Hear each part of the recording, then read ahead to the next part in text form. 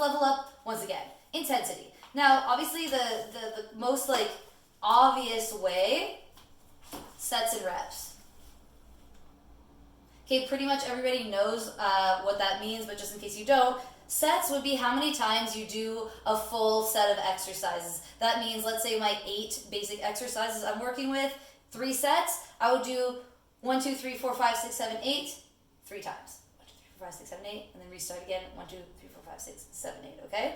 And then reps is how many times you're literally like pumping the muscle. So 12, 1, 2, 3, 4, etc. All right. So the most basic structure of a workout, which you might already be familiar with, is 3 sets of 8 to 12 reps. Okay. So that means, I'm doing 8 push-ups, 8 pseudo pull-ups, 8 T-pulses, 8 squats, blah, blah, blah, blah, blah.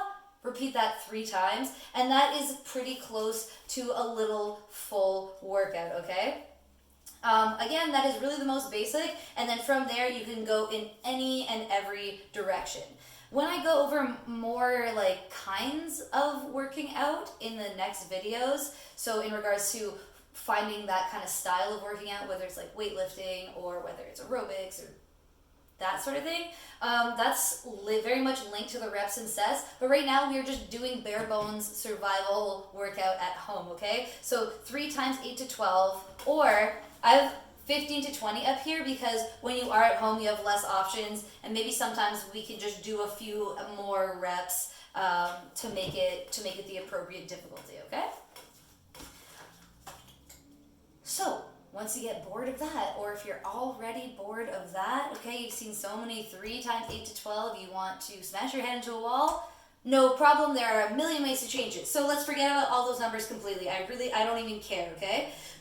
Ditch reps if you want.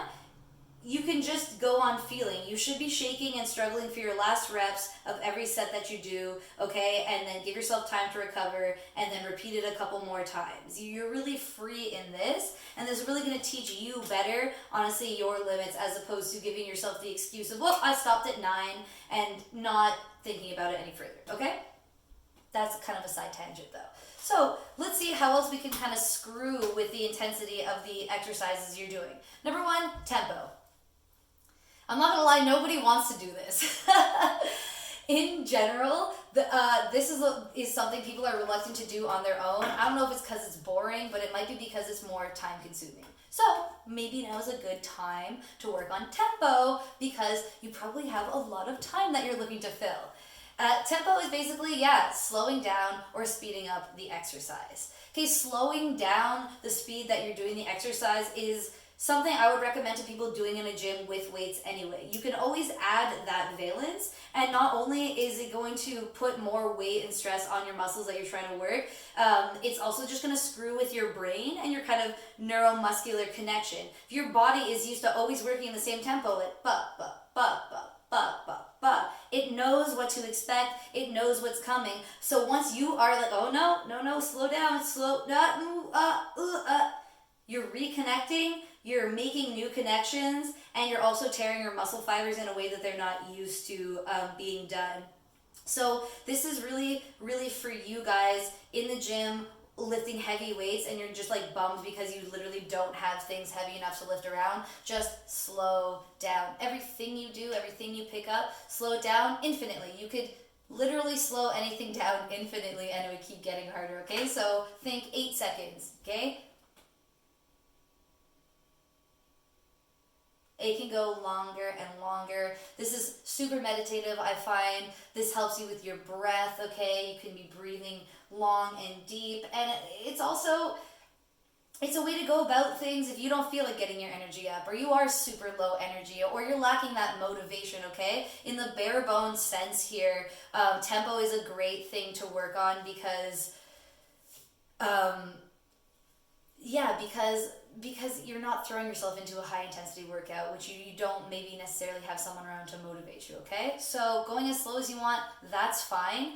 Just make sure that you're not taking too many pauses, because that's the other side of things. If in general you're just a lazy worker-outer, like you find it hard to kind of call up that energy to move, maybe take away some of your rest. So if you usually do something like this, I'm just using a bicep curl because it's very simple to illustrate while I'm sitting down, but if you always do this,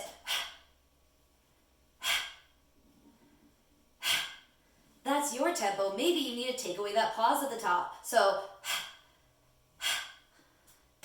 okay, change something about it. That's a way you can go faster, but in general, going slower is a super good strategy for anybody. Just make sure that the pauses in between the movements aren't necessarily getting way longer, because that's going to do something else entirely.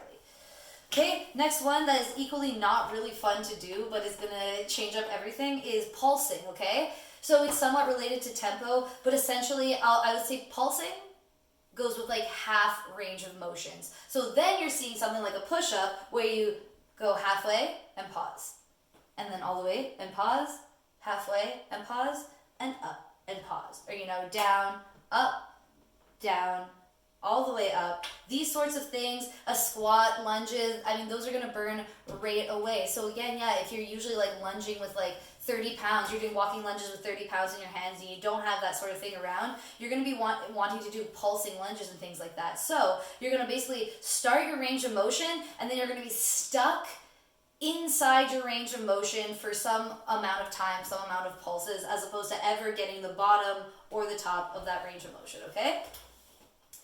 So once again, even with just these two, you start with 8 exercises, and all of a sudden you've got a million different ways that you could be performing these exercises, and you don't even have to do anything further.